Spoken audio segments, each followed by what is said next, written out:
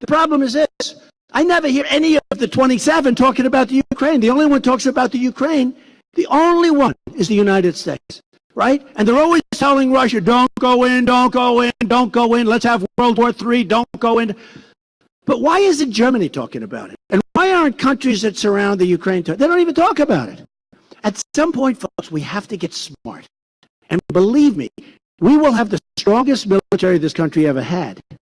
And we probably will be in NATO because I'll probably restructure it, which is number one. But you have to be prepared. You have to be strongly prepared to walk. And you always have to be prepared to walk.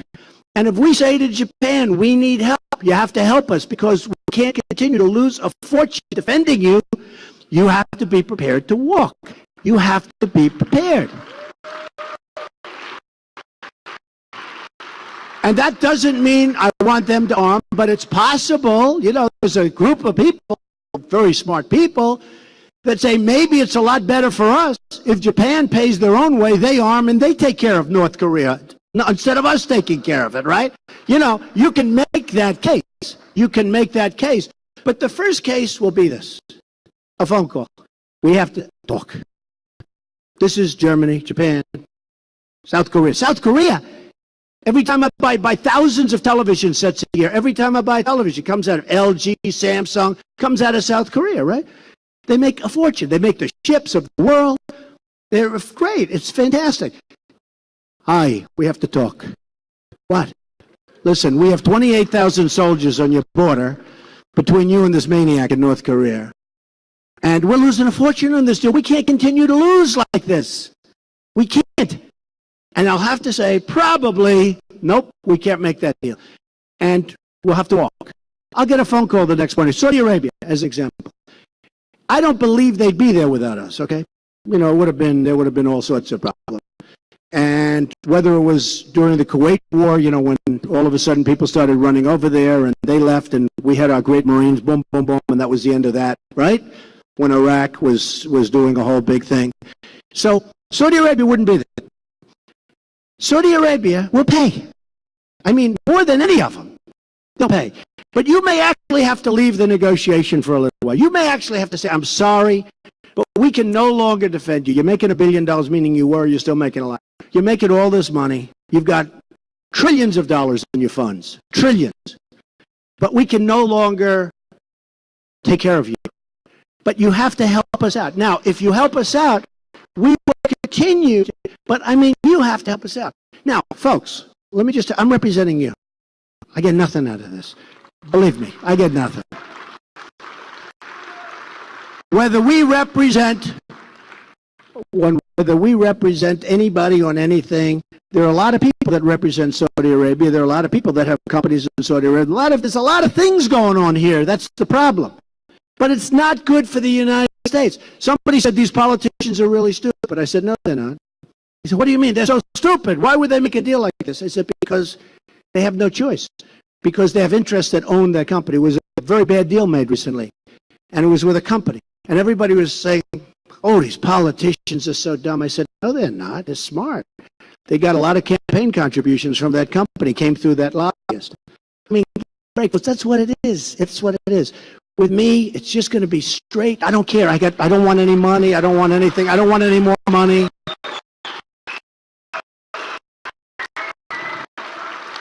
Somebody said the other day, you're going to take your salary as president. I said, no. I said, I don't want it. Okay? That's not a big deal. I don't know what it makes. I don't know what it makes, but I'm not taking it. $1. I take $1. I think there's a reason you have to take it. By law, you have to take $1. But that's why I'm taking $1. Look. I will get this thing straightened out for you. Ted Cruz cannot straighten out anything, okay? Kasich can't straighten out. By the way, Ohio, you take those states around Ohio. Ohio's in the middle of the pack. Ohio's not doing well. Look at what happened to their areas. Certain areas of Ohio are dying. Their coal industry is dying. Their steel industry is dying. Kasich is not going to be able to help you, folks. Believe me. He's not going to be able to help you. He's middle of the pack. I was a little surprised at that, too. I think they're somewhat good salesmen. I think Booker's a good salesman. I think Kasich is a good salesman. You want to know the truth. Because I thought Wisconsin was doing well. And it's okay. It's in the middle of the pack. Nothing spectacular. Maybe we should take the governor that's at the top of the pack. Maybe they should start running, okay? You won't know the truth. Those are probably the guys you never heard of, or the people. Look, we have a country that has enormous potential, but we are being drained of our money. We're being drained of our manufacturing and our jobs. We're being drained like we're children, It's like taking, I say it all the time, like taking candy from a baby. We are being drained. And we're not being drained only on stupidity. We're being drained because the system is innately corrupt. It's innately corrupt. And when everybody says to me, why do you do this? Why are you doing this? Time magazine had some great stories, but one in particular about a month and a half ago, talking about we have a movement going. Now, the press is doing everything possible to stop that movement. They give me so much false publicity. I'll give them a quote, and I won't see it. Or it'll be totally different from what they said. I mean, they are doing everything. They hate it because I'm not establishment. I was establishment. I will tell you.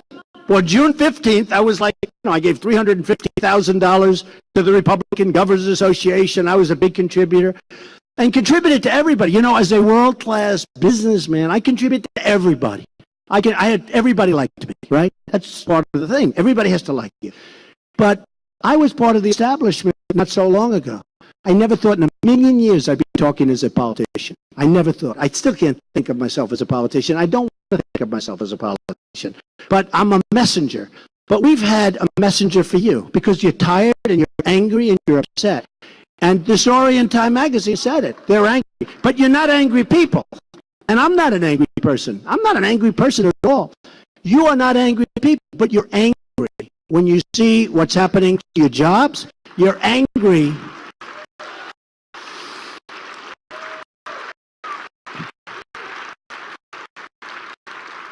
You're angry when you see what's happening to your country. You see what's happening to our economy.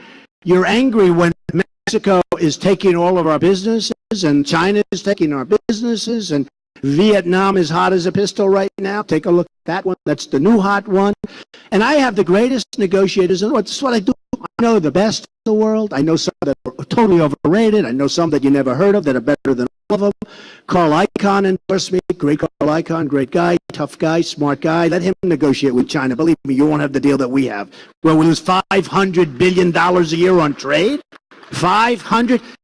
I mean, it's a great tribute to our country, because we've been losing this kind of money for years and years and years. It's an unbelievable tribute to our country. Unbelievable that our country can go on so long. I have a friend. He's very, very sick. He was supposed to die 2 years ago. Nobody can believe that he lives. And every day he lives, I call him. I say, it's an unbelievable tribute to you that you can do this. How strong you were. He was a very strong person. He just lives and lives. And I call, how's he doing? He's had a good day. Good day. He was supposed to be dead 2 years ago. It's unbelievable how our country, it reminds me in a way of my friend. We're being drained. Everything's being taken out. We don't make good deals anymore. We lose. We can't beat ISIS. We lose with our military. We lose with our vets. We lose on health care. We lose at the border. We can't put up a wall. We can't. By the way, the Border Patrol, 2 days ago, you saw that. The Border Patrol came out and endorsed me. They've never done that before. I didn't even know about it.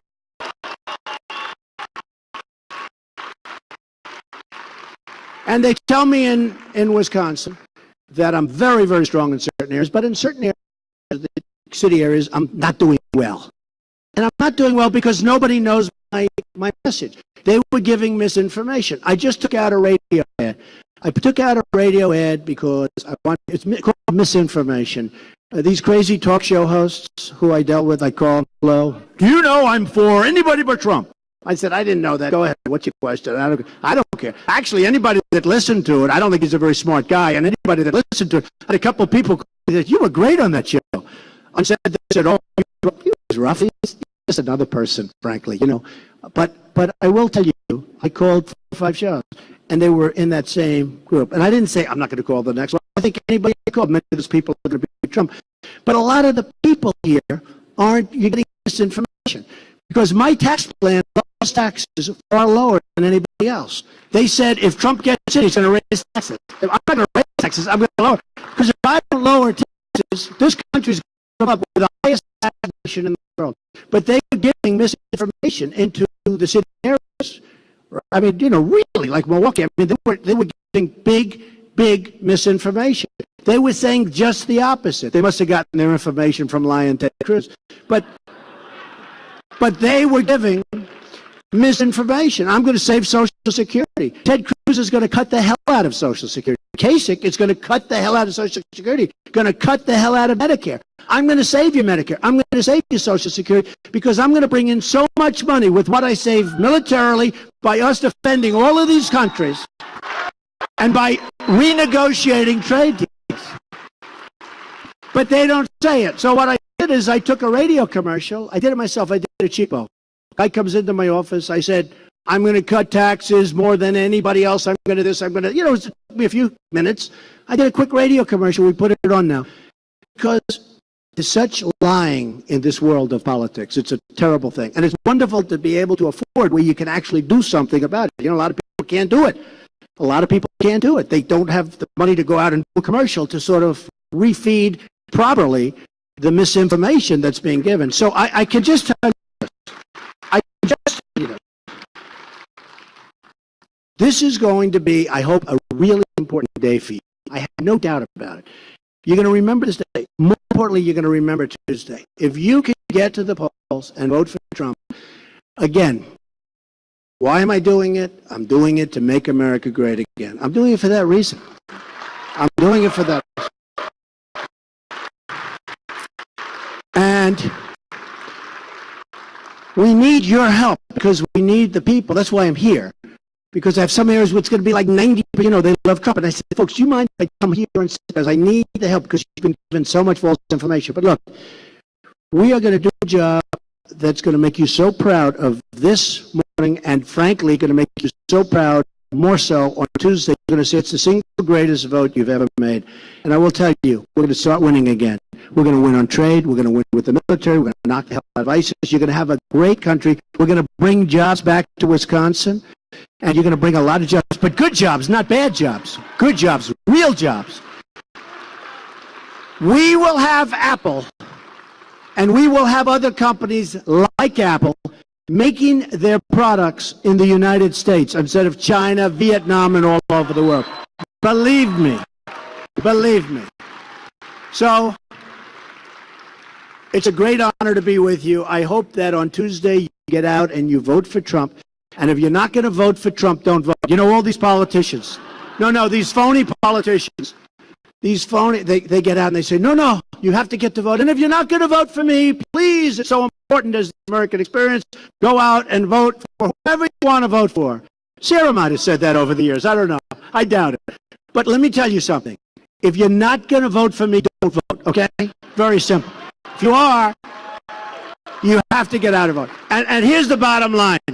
I will make you so proud, and you will be so proud of your country that you will consider it one of the great days of your lives. Thank you very much, everybody. Thank you. Thank you very much. Thank you. Thank you very much.